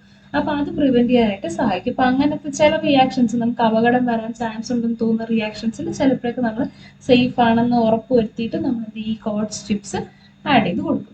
പിന്നെയുള്ളത് ഹീറ്റിംഗ് പർപ്പസിന് വേണ്ടിയിട്ട് നമ്മൾ യൂസ് ചെയ്യുന്നത്, ചൂടാക്കാൻ ചിലപ്പോൾ കെമിക്കൽസ് ഒക്കെ നമുക്ക് ചൂടാക്കേണ്ടി വരത്തില്ല. അപ്പൊ അങ്ങനത്തെ കേസസിൽ നമ്മൾ എപ്പോഴും എന്താ ചെയ്യുന്നത്, ഈ കട്ടിയുള്ള ഗ്ലാസ് കണ്ടെയ്നേഴ്സ് ആയിരിക്കും നമ്മൾ എടുക്കുന്നത്. പിന്നെ റൗണ്ട് ബോട്ടംഡ് ഫ്ലാസ്കും ആയിരിക്കും നമ്മൾ കൂടുതലായിട്ടും ഈ ഹീറ്റിംഗ് പർപ്പസിനൊക്കെ യൂസ് ചെയ്യുന്നത്. ഓക്കെ, അപ്പോൾ അത് കഴിഞ്ഞു നമ്മുടെ ഫിസിക്കൽ ഹസാർഡ്സ്. ഇനി അടുത്തത് കെമിക്കൽ ഹസാർഡ്സ് ആണ്. കെമിക്കൽ ഹസാർഡ്സ് എന്ന് പറയുന്നത് നമ്മൾ കെമിക്കൽസ് നമ്മൾ ഫിസിക്കൽ കോണ്ടാക്റ്റിൽ വരികയോ അല്ലെങ്കിൽ നമ്മൾ അറിയാതെ കൺസ്യൂം ചെയ്യുകയോ അല്ലെങ്കിൽ ചിലപ്പോൾ ശ്വസിച്ച് നമ്മുടെ ഉള്ളിലേക്ക് പോവുകയോ ചെയ്യുമ്പോൾ ചില പ്രശ്നങ്ങൾ വരാറുണ്ട്. അപ്പോൾ അതാണ് എന്ന് വെച്ചാൽ കെമിക്കൽസ് നമ്മുടെ ബോഡിയായിട്ട് കോണ്ടാക്ട്, ഔട്ടർ ബോഡി അല്ലെങ്കിൽ ഇന്നർ ബോഡി കോണ്ടാക്റ്റിൽ വരുമ്പോഴാണ് കെമിക്കൽ ഹസാർഡ്സ് വരുന്നത്. അപ്പോൾ അത് പ്രിവെന്റ് ചെയ്യാൻ ബേസിക്കലി നമ്മൾ ഓരോ കെമിക്കലും, നമ്മൾ യൂസ് ചെയ്യുന്ന കെമിക്കലിന്റെ പ്രോപ്പർട്ടീസ് അറിഞ്ഞിരിക്കുന്നത്. അതായത് അതിപ്പോൾ നമ്മുടെ ശരീരത്തിൽ വീണാൽ എന്തെങ്കിലും പ്രശ്നമുണ്ടോ ഇല്ലയോ, ഇൻഹേൽ ചെയ്താൽ പ്രശ്നമുണ്ടോ ഇല്ലയോ, അങ്ങനത്തെ കാര്യങ്ങളൊക്കെ നമ്മൾ ഓരോ കെമിക്കൽസിനെ കുറിച്ച് അറിഞ്ഞിരിക്കണം. പിന്നെ രണ്ടാമത്തത് ആ കെമിക്കൽസിനെല്ലാം, ഓരോ കെമിക്കലിനെ സ്റ്റോർ ചെയ്യേണ്ട ഓരോ രീതിയുണ്ട്, അത് പ്രോപ്പറായിട്ടാണ് ചെയ്തതെന്ന് നമ്മൾ എൻഷുർ ചെയ്യണം. പിന്നെ മൗത്ത് പിപ്പറ്റിംഗ്, നേരത്തെ പറഞ്ഞാൽ മൗത്ത് യൂസ് ചെയ്ത് പിപ്പറ്റ് ചെയ്യാതിരിക്കാൻ ശ്രമിക്കുക. പിന്നെ ഡേഞ്ചറസ് ആയിട്ടുള്ള കെമിക്കൽസിനെ വളരെ കൂടുതൽ എമൗണ്ട് ഒന്നും കീപ്പ് ചെയ്യാൻ പാടില്ല, വളരെ ചെറിയ എമൗണ്ടിൽ മാത്രമേ യൂസ് ചെയ്യാൻ പാടുള്ളൂ, കീപ്പ് ചെയ്യാനും സ്റ്റോർ ചെയ്യാനും പാടുള്ളൂ. പിന്നെ എല്ലായിടവും ഹസാർഡ് സിമ്പിൾസ് നമ്മൾ ശ്രദ്ധാപൂർവ്വം യൂസ് ചെയ്യുക. അപ്പോൾ അത് കാണുമ്പോൾ നമ്മൾ കുറച്ചുകൂടെ അലേർട്ട് ആയിട്ടിരിക്കും അല്ലേ. അങ്ങനെയാണ് കെമിക്കൽ ഹസാർഡ്സിന്റെ കേസ്. ഇനി അടുത്ത് വന്നിട്ട് ബയോളജിക്കൽ ഹസാർഡ് ആണ്. ബയോളജിക്കൽ ഹസാർഡ് എന്ന് പറയുമ്പോൾ കേൾക്കുമ്പോൾ തന്നെ, നമുക്ക് പേര് കേൾക്കുമ്പോൾ തന്നെ അറിയാം അല്ലേ, ഇതുണ്ടാകുന്നത് ഇൻഫെക്ഷ്യസ് ഏജൻസ് വഴിയാണ്. അതായത് ഇപ്പോൾ മൈക്രോ ഓർഗാനിസം പരത്തുന്നതാണ് മെയിനായിട്ട് ബയോളജിക്കൽ ഹസാർഡ് എന്ന് പറയുന്നത്. ഫോർ എക്സാമ്പിൾ HIV, HBV, അത് ഹെപ്പറ്റൈറ്റിസ് ബി വൈറസ്, അല്ലെങ്കിൽ HCV, ഇങ്ങനെ പല വൈറസ് റിലേറ്റഡ് ആയിട്ടുള്ളതാണ് ഇവിടെ കാണിച്ചിട്ടുള്ളത് അല്ലെ. വൈറസ് സ്പ്രെഡ് ചെയ്തുണ്ടാകുന്ന ഇൻഫെക്ഷ്യസ് ആയിട്ടുള്ള ഡിസീസസ് ആണ്. അപ്പൊ ഇതൊക്കെ കണ്ടാമിനേറ്റഡ് ആയിട്ടുള്ള ചിലപ്പോൾ ഫുഡിൽ നിന്നോ വെള്ളത്തിൽ നിന്നോ, അല്ലെങ്കിൽ ചിലപ്പോൾ ഈ നമ്മളെ ലബോറട്ടറിയിൽ പലപ്പോഴും ഈ ബ്ലഡ് ഒക്കെ നമ്മൾ ടെസ്റ്റ് ചെയ്യാനൊക്കെ ചെയ്യുമല്ലോ. അപ്പൊ അങ്ങനത്തെ കേസസിലൊക്കെ നമ്മൾ ചിലപ്പോൾ മുറിവൊക്കെ ഉണ്ടെങ്കിൽ നമ്മൾ യൂസ് ചെയ്യുന്ന നീഡിൽ എന്തെങ്കിലും ഇൻഫെക്ഷ്യസ് ആയിട്ടുള്ള ബ്ലഡ് ഇരിക്കുകയാണെങ്കിൽ അതുവഴി വൈറസ് ഒക്കെ ട്രാൻസ്ഫർ ചെയ്ത് ഹെൽത്തി ആയിട്ടുള്ള ബോഡിയിലോട്ടൊക്കെ പോകാൻ ചാൻസ് ഉണ്ട്, മുറിവുകൾ ഉണ്ടെങ്കിൽ. സോ അങ്ങനത്തെ കേസിൽ കൂടെ പല കേസസിലും ഇങ്ങനെ മൈക്രോ ഓർഗാനിസംസ്, വൈറസുകളൊക്കെ നമ്മളെ ബാധിക്കുന്നതാണ് ഈ ബയോളജിക്കൽ ഹസാർഡ് എന്ന് പറയുന്നത്. അപ്പൊ ഇതിന് നമ്മൾ പ്രിവെന്റ് ചെയ്യാനായിട്ട് എന്തൊക്കെ ചെയ്യാമെന്ന് വെച്ചാൽ, നമ്മൾ നമ്മുടെ ലാബിൽ വരുന്ന എല്ലാ സ്പെസിമെനെയും നമ്മൾ വളരെ കെയർഫുൾ ആയിട്ട് ഹാൻഡിൽ ചെയ്യണം. അതെല്ലാം ഒരു ഒരു എന്താ പറയുക ഒരു എപ്പിഡമിക് സ്റ്റാർട്ട് ചെയ്യാനുള്ള ഒരു ഡേഞ്ചർ ഉള്ള സാധനമാണെന്ന് അത്രയും പൊട്ടൻഷ്യൽ ഉണ്ടെന്ന ഒരു കൺസിഡറേഷൻ നമ്മൾ എല്ലാ സ്പെസിമെന്റിനും കൊടുക്കണം. വളരെ നിസ്സാരമായിട്ട് നമ്മൾ ഒരിക്കലും കാണാൻ പാടില്ല. പിന്നെ ലാബിൽ നിൽക്കുമ്പോൾ എല്ലാ പ്രൊട്ടക്ഷനും യൂസ് ചെയ്യുക, ഗ്ലവ് യൂസ് ചെയ്യുക, മാസ്ക് യൂസ് ചെയ്യുക, ഏപ്രൺ യൂസ് ചെയ്യുക, പിന്നെ കണ്ണിനെ പ്രൊട്ടക്ട് ചെയ്യുന്ന ഐ പ്രൊട്ടക്ടേഴ്സ്. പിന്നെ അവിടെ നിന്ന് യൂസ് ചെയ്ത ശേഷം ടെസ്റ്റിംഗ് ഒക്കെ കഴിഞ്ഞിട്ട് വരുന്ന വേസ്റ്റ് എല്ലാം പ്രോപ്പർ ആയിട്ട് ഡിസ്പോസ് ചെയ്യുന്നുണ്ട്, മാനേജ്മെന്റ് നടക്കുന്നുണ്ടെന്നുള്ളത് ഉറപ്പുവരുത്തുക. പിന്നെ ലബോറട്ടറി സ്റ്റാഫിനെ എല്ലാവരും ഈ ഇൻഫെക്ഷ്യസ് ഡിസീസിന് എഗൻസ്റ്റ് ആയിട്ടുള്ള വാക്സിനേഷൻസ് എടുത്തിട്ടുണ്ടെന്ന് ഉറപ്പുവരുത്തുക. പിന്നെ അഗെയിൻ മൗത്ത് പിപ്പറ്റിംഗ് ഒഴിവാക്കുക. ലബോറട്ടറിക്കകത്ത് ഫുഡ് കഴിക്കുന്നതോ മദ്യപിക്കുന്നതോ അല്ലെങ്കിൽ ഈ കോസ്മെറ്റിക്സ് ഒക്കെ അപ്ലൈ ചെയ്യുന്നതോ അല്ലെങ്കിൽ നമ്മൾ ഫുഡൊന്നും കൺസ്യൂം ചെയ്യാൻ പാടില്ല, കോസ്മെറ്റിക്സ് ഒന്നും അപ്ലൈ ചെയ്യാൻ പാടില്ല, വലിക്കാൻ പുക വലിക്കാൻ പാടില്ല, അങ്ങനത്തെ ഹാബിറ്റ്സ് ഒന്നും ലബോറട്ടറിക്ക് ഉള്ളിൽ വെച്ച് ചെയ്യാൻ പാടില്ല. പിന്നെ വർക്ക് കഴിഞ്ഞ് കഴിഞ്ഞാൽ പ്രോപ്പർ ആയിട്ട് നമ്മൾ എന്ത് ചെയ്യണം, നമ്മുടെ കൈകൾ കഴുകി വൃത്തിയാക്കി ഡിസിൻഫെക്ട് ചെയ്യണം. ആൻഡ് നമ്മൾ വർക്ക് ചെയ്തുകൊണ്ടിരുന്ന സ്ഥലവും ഡിസിൻഫെക്ട് ചെയ്ത് ക്ലീൻ ചെയ്യണം എന്നുള്ളത് ഇമ്പോർട്ടൻ്റ് ആണ്. സോ ഇതാണ് ബയോളജിക്കൽ ഹസാർഡിനെ കുറിച്ച് പറയാനുള്ളത്. ഇനി നമുക്ക് നോക്കാനുള്ളത് ഇലക്ട്രിക്കൽ ഹസാർഡ്സ് ആണ്. ഇപ്പൊ ഇലക്ട്രിക്കൽ ഹസാർഡ് പേര് കേൾക്കുമ്പോൾ തന്നെ മനസ്സിലാവും അല്ലെ എന്താണ്, ഇലക്ട്രിസിറ്റി കാരണം അല്ലെങ്കിൽ ഇലക്ട്രിക്കൽ എക്യുപ്മെന്റ്സ് കാരണം നമുക്ക് ഉണ്ടാകുന്ന പ്രശ്നങ്ങളാണ്. Caused by faulty operation and improper maintenance of electrical equipments. Electrical എക്യുപ്മെന്റ്സിനെ നമ്മൾ പ്രോപ്പർ ആയിട്ടുള്ള രീതിയിൽ യൂസ് ചെയ്യുന്നില്ല, അല്ലെങ്കിൽ അതിന്റെ മെയിൻ്റനൻസ് ശരിയായിട്ട് ചെയ്തിട്ടില്ല. അങ്ങനെയൊക്കെ വരുമ്പോൾ ഇലക്ട്രിക്കൽ ഹസാർഡ്സ് വരാൻ ചാൻസ്. ചിലപ്പോൾ ചെറിയ ബേണോ ചെറിയ ഷോക്കോ ചിലപ്പോൾ അത് മരണത്തിന് വരെ കാരണമാകാൻ ചാൻസ് ഉണ്ട്. അപ്പോൾ ഇതിന് പ്രിക്കോഷണറി ആയിട്ട് നമുക്ക് ചെയ്യാൻ പറ്റുന്ന കാര്യങ്ങൾ എന്ന് പറഞ്ഞാൽ എല്ലാത്തിനും പ്രോപ്പർലി ഗ്രൗണ്ടഡ്, അതായത് എർത്തിങ് ഒക്കെ പ്രോപ്പറായിട്ട് ചെയ്തിട്ടുണ്ടാവണം എല്ലാത്തിനും. പിന്നെ ഓവർലോഡ് സർക്യൂട്ടുകളൊന്നും നമ്മൾ യൂസ് ചെയ്യാൻ പാടില്ല, എക്സ്റ്റൻഷൻ കോഡുകളൊന്നും യൂസ് ചെയ്യാൻ പാടില്ല. പിന്നെ നനഞ്ഞ കൈകൊണ്ട് നമ്മൾ ഒരിക്കലും ഇലക്ട്രിക്കൽ എക്യുപ്മെന്റ്സ് ഹാൻഡിൽ ചെയ്യാൻ പാടില്ല. ഇതൊക്കെ നമ്മൾ കൊച്ചിലെ പഠിക്കുന്നതാണ്, അല്ലെ കൊച്ചു ക്ലാസ്സുകളിൽ പഠിക്കുന്നത് സിമ്പിൾ ആയിട്ടുള്ള കാര്യങ്ങളാണ്. പിന്നെ do not disable any electrical safety features, അതായത് സേഫ്റ്റിക്ക് ഇലക്ട്രിക്കൽ സേഫ്റ്റിക്ക് വേണ്ടി ചിലപ്പോൾ എന്തെങ്കിലുമൊക്കെ സംവിധാനങ്ങൾ നമ്മൾ ലബോറട്ടറിയിൽ ചെയ്തിട്ടുണ്ട്, അതിനെ ഒരിക്കലും ഡിസേബിൾ ചെയ്ത് വെക്കരുത്. പിന്നെ ഉള്ളത് റിപ്പയർ അല്ലെങ്കിൽ service should be done by authorised persons only. പിന്നെ ഇതിൻ്റെയൊക്കെ സർവീസുകൾ ചിലപ്പോൾ എന്തെങ്കിലുമൊക്കെ എക്യുപ്മെന്റ്സ് നമ്മൾ യൂസ് ചെയ്യുന്നതിന് ഇപ്പോൾ കേട് വന്നു കഴിഞ്ഞാൽ അതിന്റെ സർവീസിങ് അത് അറിയാന്നുള്ള ആൾക്കാരെ ഓതറൈസ്ഡ് ആയിട്ടുള്ള ആൾക്കാരെ കൊണ്ട് മാത്രമേ ചെയ്യിപ്പിക്കാവൂ. പിന്നെ ഈ equipment do not use equipment for a task not design for. നമുക്കറിയാം നമ്മൾ ലാബിൽ പല സാധനങ്ങളുണ്ട് അല്ലെ, ഓരോന്നിനും ഓരോ ഉപയോഗമുണ്ട്. അപ്പോൾ എന്ത് ഉപയോഗത്തിനാണ് നമ്മളത് പറഞ്ഞിരിക്കുന്നത് അതിന് മാത്രം നമ്മളത് ഉപയോഗിക്കുക, വേറെ ഒരു കാര്യത്തിന് നമ്മൾ അവിടുത്തെ എക്യുപ്മെന്റ്സ് ഉപയോഗിക്കാൻ പാടില്ല. പിന്നെ ഒരു എക്യുപ്മെന്റ് നമ്മൾ ഇലക്ട്രിക്കൽ എക്യുപ്മെന്റ്സ് ഒന്നും ഓണാക്കി ഇട്ടിട്ട് പോകാൻ പാടില്ല, ഉപയോഗിക്കുമ്പോൾ ഓണാക്കുക ഉടനെ അതിനെ ഓഫ് ആക്കുക. ഇങ്ങനത്തെ കാര്യങ്ങളൊക്കെ ശ്രദ്ധിച്ചാൽ നമുക്ക് ഒരു പരിധി വരെ ഇലക്ട്രിക്കൽ ഹസാർഡ് നമുക്ക് എന്ത് ചെയ്യാൻ പറ്റും, ഒഴിവാക്കാനായിട്ട് പറ്റും. ഇനി നമുക്ക് ഫയർ റിലേറ്റഡ് ആയിട്ടുള്ള ഹസാർഡാണ് ഇവിടെ പറഞ്ഞിട്ടുള്ളത്. ഇപ്പൊ ഫയർ എന്ന് പറയുമ്പോഴത്തേക്കും നമ്മൾ എന്തായാലും ഫ്ലെയിം യൂസ് ചെയ്യുന്നുണ്ട് അല്ലേ ലാബില്. അപ്പോൾ ഇങ്ങനെ ഫ്ലെയിം ഒക്കെ തുറന്നു വെച്ചിട്ട് പോകുമ്പോൾ അല്ലെങ്കിൽ ചിലപ്പോൾ ഇലക്ട്രിക് വഴി ഈ ഇലക്ട്രിക് ഷോർട്ട് സർക്യൂട്ട് ഒക്കെ സംഭവിച്ചിട്ട് വരാൻ ചാൻസ് ഉണ്ട്. ഇല്ലെങ്കിൽ ചിലപ്പോൾ ഈ നമ്മൾ ഭയങ്കര ഫ്ലെയിമബിൾ ആയിട്ടുള്ള കുറെ കെമിക്കൽസ് ഉണ്ട് അല്ലേ, അങ്ങനെയും ചിലപ്പോൾ നമ്മൾ റിയാക്ഷൻസിൽ യൂസ് ചെയ്യുമ്പോൾ ചിലപ്പോൾ ഫയർ വരാൻ ചാൻസ് ഉണ്ട്. പിന്നെയുള്ളത് സ്മോക്കിംഗ്. ഇങ്ങനത്തെ കാര്യങ്ങൾ കൊണ്ടാണ് ഒരു ലബോറട്ടറിയിൽ ഫയർ റിലേറ്റഡ് ആയിട്ടുള്ള ഹസാർഡ് വരാൻ ചാൻസ് ഉള്ളത്. അപ്പോൾ അതിന് വേണ്ടിയിട്ട് നമുക്ക് ചെയ്യാൻ പറ്റുന്നത് ഓപ്പൺ ആയിട്ട് ഫ്ലെയിംസ് വെച്ചിട്ട് പോവാതെ യൂസ് ചെയ്യുന്നത് ഹോട്ട് പ്ലേറ്റ്സ് അതിന് പകരം ഉപയോഗിക്കാൻ പറ്റും. അപ്പോൾ കഴിവതും അങ്ങനെ ചെയ്യാൻ ശ്രമിക്കാം.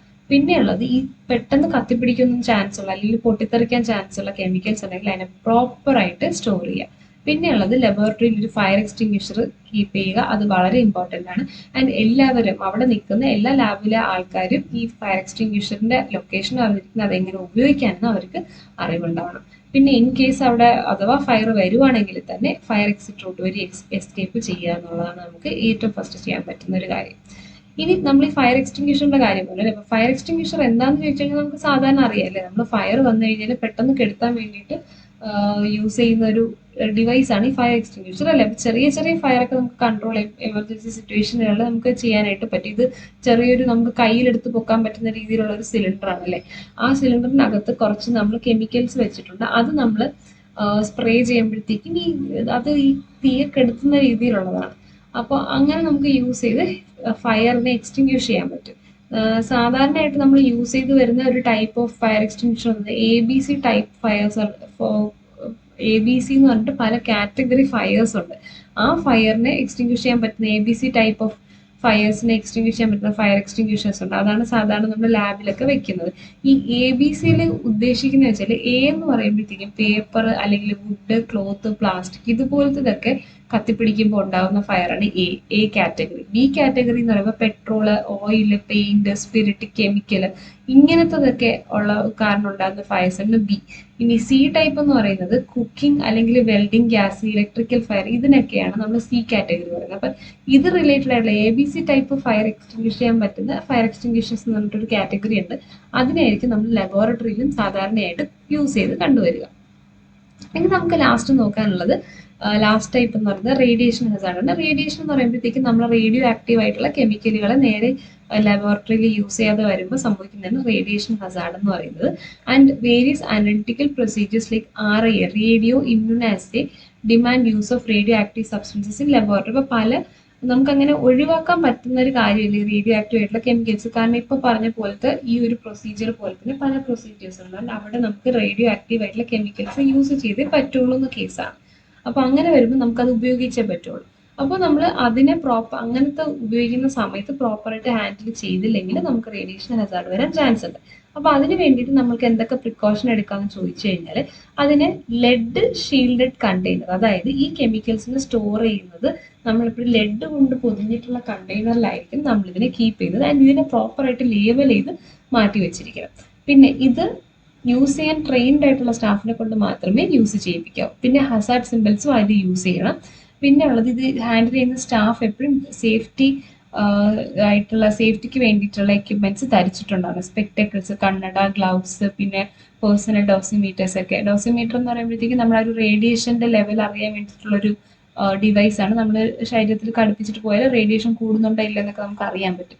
അങ്ങനത്തെ ഡോസിമീറ്റേഴ്സ് ഒക്കെ യൂസ് ചെയ്തിട്ട് വേണം റേഡിയോ ആക്റ്റീവ് മെറ്റീരിയൽസ് ഹാൻഡിൽ ചെയ്യാൻ. പിന്നെ ആക്യുറേറ്റ് ആയിട്ടുള്ള റെക്കോർഡ്, അതായത് എത്ര റേഡിയോ ആക്റ്റീവ് കെമിക്കൽസ് നമ്മൾ കീപ്പ് ചെയ്യുന്നുണ്ട്, എത്ര അളവിൽ കീപ്പ് ചെയ്യുന്നുണ്ട്, എത്ര നമ്മൾ ഡിസ്പോസ് ചെയ്യുന്നു, എല്ലാത്തിൻ്റെ ഒരു അക്കൗണ്ട് നമ്മൾ കീപ്പ് ചെയ്തിട്ടുണ്ടാവും.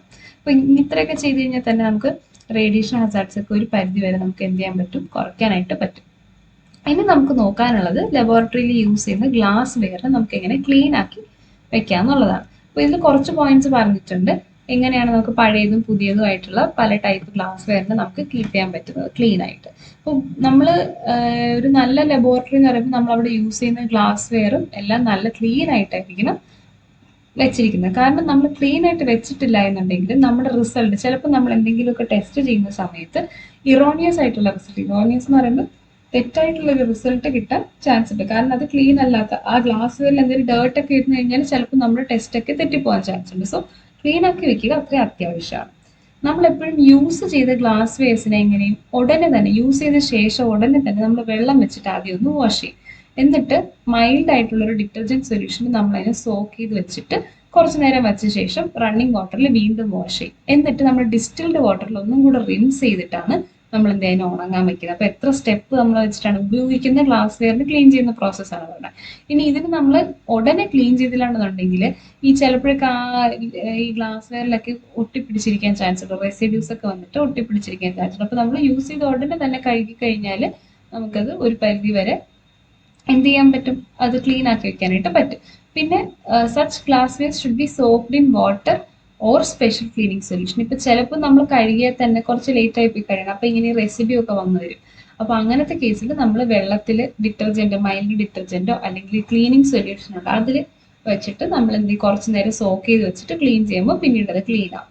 ഇപ്പോൾ സ്പെഷ്യൽ ക്ലീനിങ് സൊല്യൂഷൻസ് ഒക്കെ ഉണ്ട്, അത് ക്രോമിക് ആസിഡ് സൊല്യൂഷൻസ് ആണ് പൊതുവിൽ കാണപ്പെടുന്നത്. ഈ ഭയങ്കര ഡേർട്ടി ആയിട്ടുള്ള ഗ്ലാസ് വെയറിനൊക്കെ നമ്മൾ ക്രോമിക് ആസിഡ് സൊല്യൂഷൻസ് ആണ് കൂടുതൽ സജസ്റ്റ് ചെയ്യുന്നത്.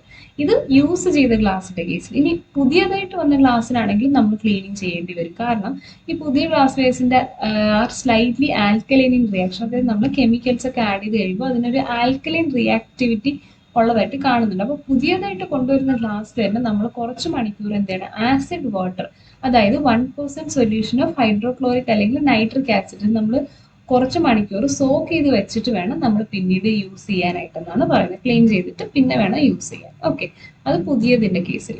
ഇനി ഇവിടെ പറയുന്നത് വെച്ച് കഴിഞ്ഞാൽ പിപ്പറ്റുകൾ നമ്മൾ വയ്ക്കുമ്പോൾ വളരെ ശ്രദ്ധിക്കുക. അതായത് ഒരു വെർട്ടിക്കൽ പൊസിഷനിലാണ് നമ്മൾ എപ്പോഴും വെക്കേണ്ടത്. ആൻഡ് അതിന്റെ ടിപ്പ് എന്ന് പറയുന്നത് ഒരു ക്ലീനിങ് സൊല്യൂഷൻ വെച്ചിട്ടുള്ള ഒരു ജാറിനകത്ത് ക്ലീനിങ് സൊല്യൂഷൻ വെച്ചിട്ടുണ്ടാവും. അതിൽ അകത്ത് ടിപ്പ് വരുന്ന രീതിക്ക് വേണം നമ്മൾ പിപ്പറ്റിനെ വെക്കാൻ. ഓക്കെ, അങ്ങനെ വേണം എപ്പോഴും നമ്മൾ കീപ്പ് ചെയ്യാനായിട്ട്. പിന്നെ pad of glass wool is placed at the bottom of the jar to prevent breakage. പിന്നെ ഈ ഗ്ലാസ് ജാറിന്റെ നമ്മളത് ക്ലീനിങ് സൊല്യൂഷൻ വെച്ചിരിക്കുന്ന ജാർ ഉണ്ടല്ലോ, അതിന്റെ അടിയിൽ എപ്പോഴും ഒരു ഗ്ലാസ് വൂൾ വെച്ചിട്ടുണ്ട്, സോ ദാറ്റ് ഈ ജാറ് പൊട്ടിപ്പോകാതിരിക്കാൻ വേണ്ടി. ചിലപ്പോൾ പൊട്ടിപ്പോകാൻ ചാൻസ് ഉണ്ട്. അപ്പോൾ ഒരു പാഡിങ് പോലെ കൊടുക്കാൻ വേണ്ടിയിട്ട് ജസ്റ്റ് ഇങ്ങനെ ഇതിൻ്റെ അടിയിൽ ഗ്ലാസ് വൂൾ വെച്ചിട്ടുണ്ടാകും. പിന്നെ കുറച്ച് നേരം നമ്മൾ കുറച്ച് നേരം എന്നല്ല, കുറച്ച് മണിക്കൂർ after soaking four several hours. നമ്മൾ വേറൊന്നുമല്ല, കാരണം ഈ പിപ്പറ്റിങ് ചെയ്യുമ്പോൾ നമ്മൾ ഈ അതിന്റെ ടിപ്പിൽ കുറച്ച് സ്ഥലത്താണ് അറിയുക കെമിക്കൽ വരുന്ന ഭാഗം. അപ്പോൾ അത് അവിടെ പ്രോപ്പറായിട്ട് ക്ലീൻ ചെയ്യണമെങ്കിൽ നമ്മളൊരു ക്ലീനിങ് സൊല്യൂഷൻ എടുത്തിട്ട് അതിൽ മുക്കി തന്നെ വെച്ചിരിക്കണം. എന്നിട്ട് കുറച്ച് മണിക്കൂർ കഴിഞ്ഞ് കഴിയുമ്പോൾ ആ ടിപ്പിനെ നമ്മൾ ആ ഒരു ക്ലീനിങ് സൊല്യൂഷനൊക്കെ കഴിഞ്ഞിട്ട് എടുത്തിട്ട് ആ ടിപ്പിനെ ഡ്രെയിൻ ചെയ്ത് അതിനകത്തുള്ള കെമിക്കലൊക്കെ കളഞ്ഞ് ക്ലീനിങ് സൊല്യൂഷനൊക്കെ കളഞ്ഞിട്ട് നമ്മൾ വെള്ളത്തിൻ്റെ അടിയിൽ റണ്ണിങ് ടാപ്പ് വാട്ടറിൻ്റെ കീഴിൽ നല്ലപോലെ കഴുകിയെടുക്കുന്ന ഈ ക്ലീനിങ് സൊല്യൂഷൻ എല്ലാം പോകുന്ന രീതിക്ക്. എന്നിട്ട് വീണ്ടും നമ്മൾ ഡിസ്റ്റിൽഡ് വാട്ടർ വെച്ചും കൂടെ ഒന്നും കൂടെ കഴുകിയ ശേഷം ഇതിനെ അതിൽ വെള്ളം നിൽപ്പുണ്ടാവുമല്ലോ, മോയ്സ്ചർ റിമൂവ് ചെയ്യാനായിട്ട് നമ്മളൊരു ഓവനിൽ വെച്ചിട്ട് ഒരു മാക്സിമം 110 ഡിഗ്രി സെൽഷ്യസ്, അതിൽ കൂടുതൽ നമ്മൾ എന്ത് ചെയ്യില്ല, ഹീറ്റ് ചെയ്യില്ല. അങ്ങനെ വെച്ച് ഇതിന് ഡ്രൈ ആക്കി കൂടെ എടുക്കും. ഇങ്ങനെയാണ് നമ്മൾ സാധാരണ പിപ്പറ്റ് ക്ലീൻ ചെയ്യാറ്. പക്ഷെ ചില സ്ഥലങ്ങളിൽ ഒത്തിരി പിപ്പറ്റ് യൂസ് ചെയ്യുന്ന സ്ഥലങ്ങളിൽ ഈ ഓട്ടോമാറ്റിക് പിപ്പറ്റ് വാഷർ ഉണ്ട്. അപ്പോൾ അതിനകത്തിട്ടാണ് പലപ്പോഴും ഇവർ ക്ലീൻ ചെയ്യാറുള്ളത്. പല ലബോറട്ടറീസ് ഇത് യൂസ് ചെയ്യും. അപ്പോൾ ഈ ഡിവൈസസ് ഇതിൽ ഈ ഓട്ടോമാറ്റിക് പിപ്പറ്റ് വാഷേഴ്സ് ഉണ്ടല്ലോ, ഇതിനകത്ത് are made of metal or polyethylene, ചിലപ്പോൾ മെറ്റൽ അല്ലെങ്കിൽ പോളിയെത്തിലീൻ കൊണ്ടായിരിക്കും ഡിവൈസസ് ഉണ്ടാക്കിയിട്ടുള്ളത്. ആൻഡ് ഇതിനെ നമുക്ക് ഡയറക്റ്റ് ആയിട്ട് ഈ ചൂടുവെള്ളം അല്ലെങ്കിൽ തണുത്ത വെള്ളം വരുന്ന സപ്ലൈയിലേക്ക് കണക്ട് ചെയ്ത് കൊടുക്കാൻ പറ്റും. അപ്പോൾ എന്താ സംഭവിക്കുന്നത് വെച്ച് കഴിഞ്ഞാൽ ഇതിനകത്ത് ബാസ്ക്കറ്റുകൾ അല്ലെങ്കിൽ ജാർ പോലത്തെ ഇതുണ്ട്. സോ അതിനകത്ത് നമുക്ക് ഇതിനെല്ലാം പിപ്പറ്റിനെല്ലാം ഇട്ടിട്ട് സോക്ക് ചെയ്തിട്ട് പിന്നീട് ക്രോമിക് ആസിഡ് സൊല്യൂഷൻ വെച്ചിട്ട് ക്ലീനിങ് സൊല്യൂഷൻ വെച്ചിട്ട് റിൻസ് ചെയ്തും എടുക്കാനായിട്ട് പറ്റും. സോ അങ്ങനെ ഓട്ടോമാറ്റിക് പിപ്പറ്റ് വാഷർ യൂസ് ചെയ്യാണ്ട് ഇല്ല, നമ്മൾ സെപ്പറേറ്റ് ആയിട്ട് ചെയ്യണമെങ്കിൽ പിപ്പറ്റുകളെ നമ്മൾ ഈ തൊട്ട് മുന്നേ പറഞ്ഞ രീതിക്ക് നമ്മൾ എന്ത് ചെയ്യുക, ക്ലീൻ ചെയ്യേണ്ടതാണ്. ഇനി ലാസ്റ്റ് പറയുന്നത്, it is important that necks of volumetric flask above the graduation mark be clean, because when solutions are diluted in the flask, drops of water may adhere to an unclean wall and may invalidate the measurement of volume. നമ്മൾ പലപ്പോഴും ഈ reactions ചെയ്യുമ്പോൾ flask volumetric ഫ്ലാസ്കിലായിരിക്കും അല്ലേ ചെയ്യുന്നത്. അപ്പോൾ നമ്മൾ എപ്പോഴും ശ്രദ്ധിക്കേണ്ട അതിൻ്റെ ഒരു നെക്ക് പോർഷൻ ഉണ്ടല്ലോ. ഇപ്പോൾ ഇങ്ങനെ ഒരു റൗണ്ട് ബോട്ടം ഫ്ലാസ്ക് ഞാൻ ഇപ്പോൾ എടുത്തു. ഓക്കെ, അപ്പോൾ ഇതിൻ്റെ ചിലപ്പോൾ ഇതുവരെ ആയിരിക്കും നമ്മൾ കെമിക്കൽ, പക്ഷെ നെക്ക് പോർഷൻ ഇത്രയുണ്ട്, പിന്നെ ഇത്രയും പോർഷൻ എന്തില്ല, നമ്മൾ കെമിക്കൽ ഒന്നും നിറച്ചിട്ടില്ല. അപ്പോൾ ഈ ഒരു ഗ്രാജുവേഷൻ മാർക്കിന് മേളിൽ, ഇപ്പോൾ ഇതുവരെയാണ് ഗ്രാജുവേഷൻ മാർക്ക് എന്ന് വെച്ചോ, അതിന്റെ മേളിലോട്ടുള്ള നെക്ക് പോർഷൻ എന്ന് പറയുന്നത് നമ്മൾ ക്ലീൻ ആക്കി വെച്ചിരിക്കും. കാരണം പലപ്പോഴും നമ്മൾ ഇവിടെ ഡ്രൈ ആയിട്ട് നല്ല ക്ലീൻ ആയിട്ട് വെച്ചിട്ടില്ല എന്നുണ്ടെങ്കിൽ നമ്മൾ ഇവിടെ ഇപ്പോൾ വാട്ടർ ഡ്രോപ്ലെറ്റ്സ് ഒക്കെ ഇരുന്ന് കഴിഞ്ഞാൽ നമ്മൾ ചിലപ്പോൾ കെമിക്കൽ ഒഴിക്കുമ്പോൾ ഈ വാട്ടർ ഡ്രോപ്ലെറ്റ്സ് കൂടെ അകത്തേക്ക് പോയി ഇത് ഡൈല്യൂട്ട് ആകാൻ ചാൻസ് ഉണ്ട്. സോ അങ്ങനെ വരുമ്പോൾ നമ്മൾ മെഷർമെന്റ് ഒക്കെ തെറ്റിപ്പോകും അല്ലേ. അപ്പോൾ അങ്ങനെ വരാതിരിക്കാൻ നമ്മൾ ആ ഒരു റീജിയൻ ഒക്കെ എപ്പോഴും നമ്മൾ നല്ല പ്രോപ്പറായിട്ട് ക്ലീൻ ആക്കി വെച്ചിരിക്കാനായിട്ട് ശ്രമിക്കുക. സോ അതും നമ്മൾ കെയർഫുൾ ആയിട്ട് ഇരിക്കേണ്ട ഒരു കാര്യമാണ്. സോ ഇത്രയാണ് ആക്ച്വലി ഗ്ലാസ് വെയറിന്റെ ക്ലീനിങ് ആയിട്ട് നമുക്ക് റിലേറ്റഡ് ആയിട്ട് പറയുന്നത്. സോ നമ്മൾ ഇന്ന് ഈ ഒരു സെഷനിൽ നമുക്ക് ഡിസ്കസ് ചെയ്യേണ്ടിയിരുന്നത് സൈൻസ് ആൻഡ് സിമ്പിൾസ് ആണ്, ഹസാർഡ് എന്താന്ന് പറഞ്ഞു, പിന്നെ നമ്മൾ ഗ്ലാസ് വെയർ ഒക്കെ ലബോറട്ടറിയിൽ എങ്ങനെയാണ് ക്ലീൻ ചെയ്ത് വെക്കേണ്ടത് എന്നുള്ള കാര്യങ്ങളും ഡിസ്കസ് ചെയ്തു.